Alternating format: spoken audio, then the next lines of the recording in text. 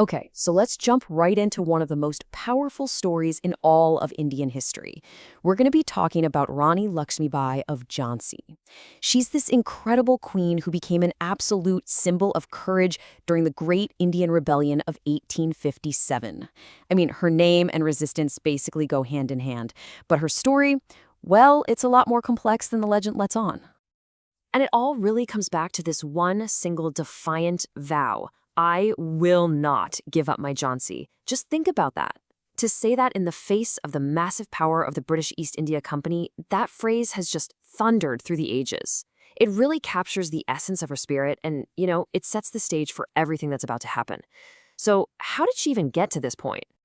Well, to understand the warrior, you first have to understand the woman and the political storm she was basically born into. So let's rewind a bit. Let's go from the legend back to the person and really explore the circumstances that forced her hand. See, she wasn't actually born a queen. Her name was Manikarnika Tambe, and her childhood was anything but typical for a girl back then. Her mother died when she was just 4, so she was raised in a court where she trained in the arts of war right alongside the boys. And these weren't just any boys. They included Nana Sahib and Tatya Tope, names that would soon become famous all across India. This wasn't just them playing around. This was building the foundation for the warrior she was about to become. This slide really shows you just how quickly her entire world unraveled. In 1842, she marries the Maharaj of Jhansi, and that's when she becomes Rani Lakshmibai. But this period is just filled with tragedy. Their baby son dies, and soon after, the Maharaja himself passes away. But not before they adopt a young boy, Damodar Rao, to be the heir. And yet, within a single year of her husband's death, her kingdom is just taken. So you might be wondering, how could the British just take a kingdom? Well, the answer is this policy right here, the doctrine of lapse. It was basically a tool for colonial expansion. It said that if a ruler died without a direct, biological male heir, the state would lapse or be absorbed into British territory. The British flat out refused to recognize Damodar Rao's claim, and just like that, the Rani was a queen without a kingdom.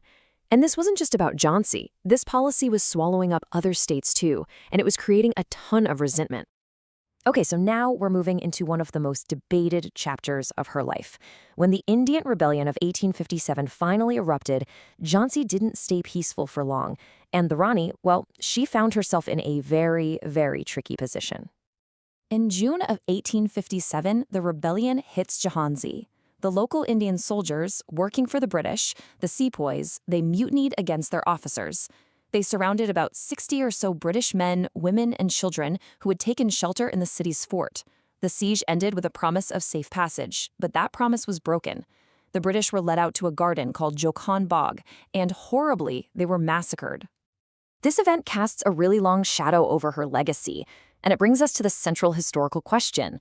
What was her role in all of this? Was she a helpless bystander caught in the middle, or was she a willing participant? The truth is, the evidence is murky, and it's still being debated today.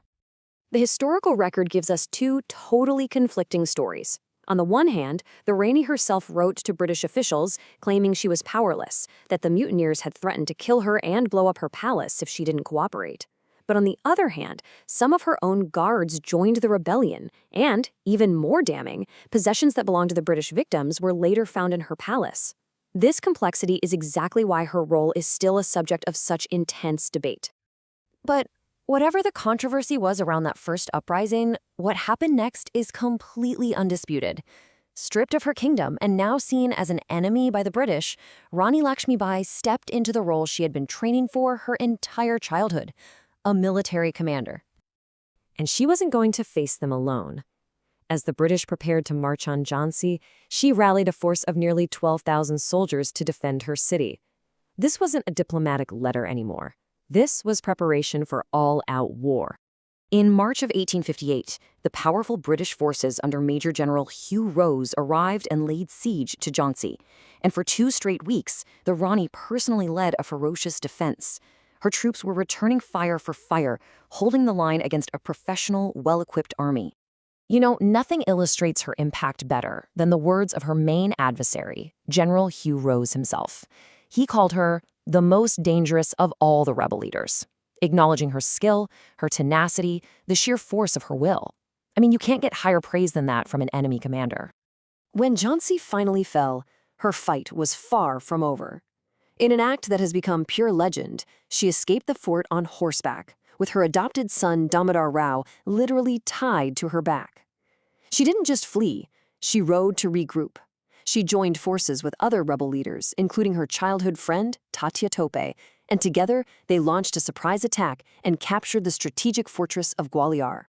But the British counterattack was swift and brutal. On June 18, 1858, during the fight for Gwalior, Rani Lakshmi Bai, dressed as a male cavalry leader, was on the front lines, fighting. She was struck down in the heat of battle. The rebel queen was dead. She was only 29 years old.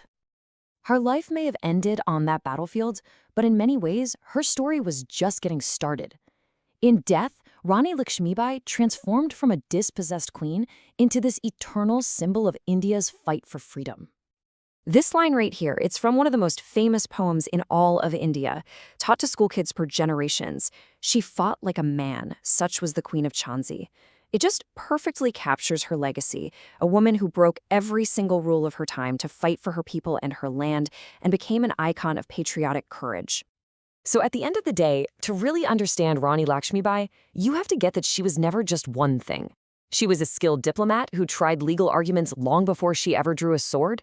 She's still a controversial figure because of the massacre. She was an absolutely fearless military leader who earned her enemies' respect. And, of course, she became a powerful national symbol. But even that's debated today, with some lower caste or Dalit communities offering different narratives that challenge that mainstream story of her heroism. And all this leaves us with a final, really fascinating question to think about. How does the story of a 19th century queen, who might even have been a reluctant rebel at first, become the symbol of a nation's fight for freedom? Her story really shows that history isn't just about what happened. It's about the stories we choose to tell and the symbols we decide to create.